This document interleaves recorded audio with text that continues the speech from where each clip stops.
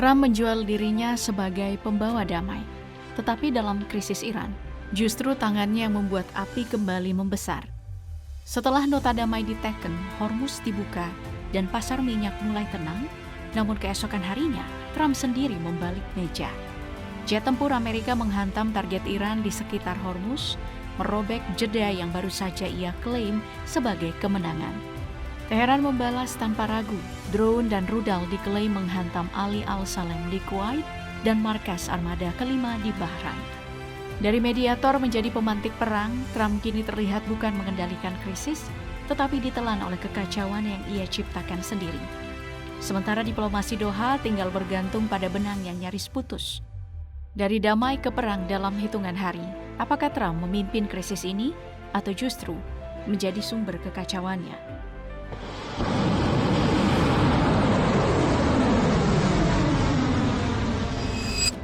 Teluk kembali masuk ke fase paling berbahaya ketika muncul klaim dari Garda Revolusi Iran tentang serangan terhadap 8 fasilitas penting Amerika Serikat. Sasaran yang disebut bukan lokasi pinggiran, melainkan pangkalan Ali Al-Salem di Kuwait dan pangkalan Angkatan Laut Armada kelima Amerika Serikat di Pelabuhan Salman, Bahrain. Dua nama ini punya bobot strategis besar. Dari Kuwait, Amerika Serikat memiliki pijakan operasi penting di kawasan teluk. Dari Bahrain, Armada kelima mengendalikan salah satu poros maritim paling vital bagi kekuatan Laut Washington. Menurut laporan yang beredar, operasi itu memakai kombinasi drone dan rudal. Dengan kata lain, Teheran sedang mengirim sinyal bahwa balasannya tidak akan berhenti pada retorika.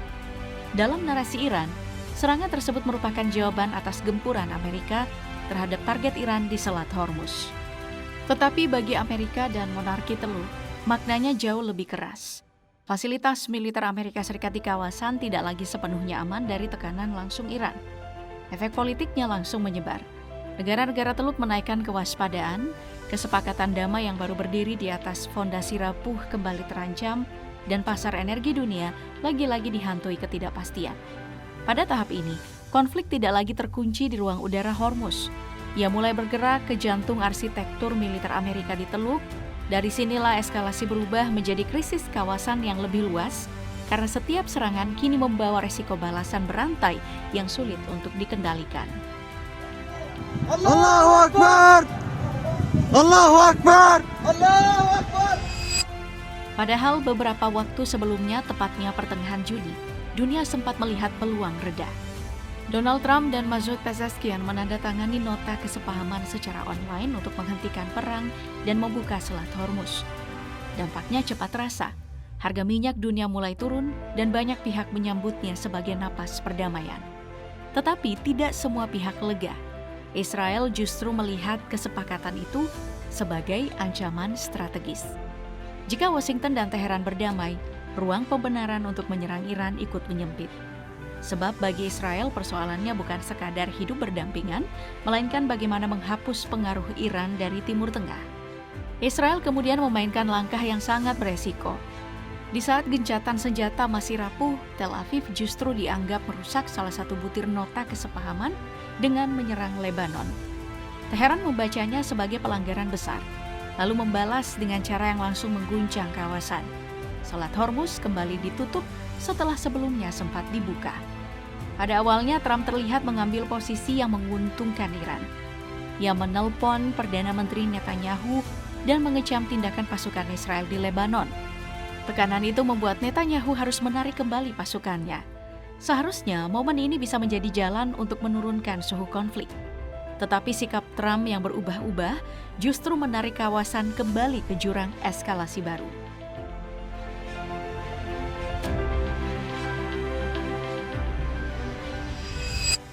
Titik panas berikutnya muncul pada hari Kamis tanggal 25 Juni. Kapal kontainer Singapura bernama Ever Lovely dikabarkan diserang ketika sedang keluar dari Selat Hormuz, jalur sempit yang menjadi urat nadi perdagangan energi dunia. Sekitar pukul 10 malam, sebuah proyektil tak dikenal menghantam bagian atas kapal. Kerusakannya cukup berat, terutama di area anjungan, jendela, dan struktur atas. Meski begitu, 21 awak selamat, sementara mesin utama dan sistem navigasi tetap berfungsi. Insiden ini sulit dilihat sebagai gangguan pelayaran biasa. Sejumlah sumber keamanan menduga serangan tersebut melibatkan drone, walaupun Iran tidak pernah mengklaim bertanggung jawab. Namun tidak lama kemudian, otoritas Iran yang mengatur lalu lintas Selat Hormuz mengeluarkan peringatan keras. Kapal yang keluar dari jalur resmi tidak dijamin aman. Pesannya jelas, Teheran kembali mengencangkan kendali atas Hormuz. Disinilah ironi Trump terlihat telanjang. Ia menekan Netanyahu agar menahan diri, tetapi pasukan Amerika justru kembali membuka kampanye serangan terhadap Iran.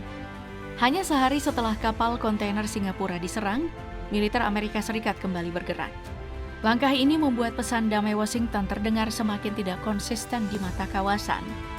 Menurut laporan, serangan itu berlangsung di sekitar Selat Hormuz.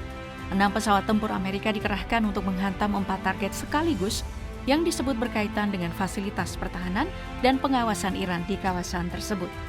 Signifikansi operasi ini justru terletak pada cara Amerika memilih sasaran. Washington tidak menggempur Iran secara luas, tetapi memukul beberapa titik tertentu di sekitar Hormuz. Skemanya terbatas, namun sinyalnya keras. Amerika ingin mengurangi kemampuan Iran mengendalikan jalur laut paling sensitif bagi perdagangan minyak dunia. Dengan pola seperti itu, Washington tampak berusaha menekan Teheran tanpa langsung menyeret kawasan ke perang terbuka. Tetapi Hormuz bukanlah ruang kosong. Di selat ini, satu ledakan dapat berubah menjadi krisis berantai. Kapal dagang bisa menunda pelayaran, harga energi melonjak tidak terkendali, sementara negara-negara Teluk otomatis menaikkan kesiagaan. Benar saja, pada hari Sabtu tanggal 27 Juni, suhu konflik kembali naik. Amerika Serikat mengaku mendeteksi beberapa drone setelah Iran menyatakan telah menyerang target militer Amerika di Timur Tengah. Menurut pejabat Amerika Serikat, drone-drone itu gagal mencapai sasaran. Namun bagi Teheran, operasi tersebut adalah balasan atas serangan Amerika Serikat di sekitar Selat Hormuz, yang sebelumnya sudah membuat jalur air strategis itu berada di bawah tekanan besar. Washington kemudian memilih tidak berhenti. CENTCOM menyatakan bahwa militer Amerika Serikat kembali menghantam target-target Iran atas perintah Presiden sebagai jawaban atas apa yang disebut agresi berkelanjutan Iran. Targetnya tidak acak. Serangan diarahkan ke infrastruktur pengawasan militer, sistem komunikasi, posisi pertahanan udara, lokasi penyimpanan drone, hingga kemampuan penebaran ranjau. Maka eskalasi ini tidak lagi bisa dipandang sebagai rangkaian kejadian yang berdiri sendiri. Ever Lovely, serangan Amerika Serikat pada Jumat, drone Iran, lalu balasan Amerika Serikat pada hari Sabtu, semuanya tersambung dalam satu rantai krisis. Setiap babak baru membuat kalkulasi militer, diplomasi, dan pasar energi bergerak semakin gelisah di kawasan Teluk. Semakin panjang rantai itu bergerak, semakin sulit pula menemukan jalan untuk menghentikannya.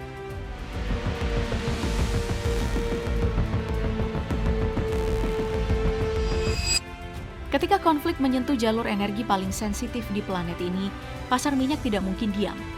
Pada hari Minggu, harga minyak berjangka naik tipis saat permusuhan Amerika Serikat dan Iran memasuki hari keempat. Sementara Teheran tetap menunjukkan kendali atas Selat Hormuz. Brent menguat 0,9% ke $72,20 Amerika Serikat per barel. Minyak mentah Amerika juga naik 1,3% menjadi $70,09 Amerika Serikat per barel. Beberapa hari sebelumnya, suasana pasar sempat lebih optimistis. Gencatan senjata 60 hari diharapkan bisa menghidupkan kembali arus minyak melalui Hormuz, selat yang membawa sekitar 1/5 pasokan minyak dunia.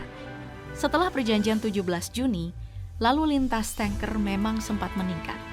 Namun ritme itu kembali melambat setelah serangan terhadap kapal di selat tersebut dan tertundanya evakuasi pelaut oleh PBB. Kini, sebagian kapal memilih bergerak lewat rute yang lebih dekat ke pantai Oman. Persoalannya, selama fasilitas energi yang rusak belum kembali pulih, harga minyak sulit benar-benar runtuh ke level sebelum perang.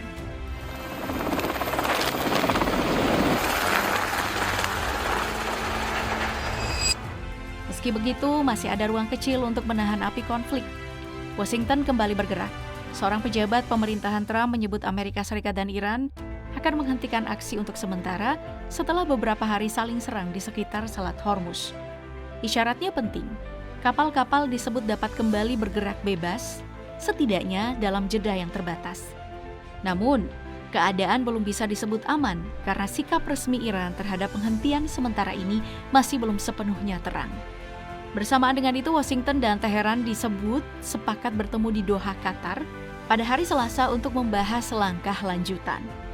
Pertemuan ini menjadi penentu sebab ketegangan akhir pekan benar-benar menguji kesepakatan Amerika Serikat Iran yang masih rapuh.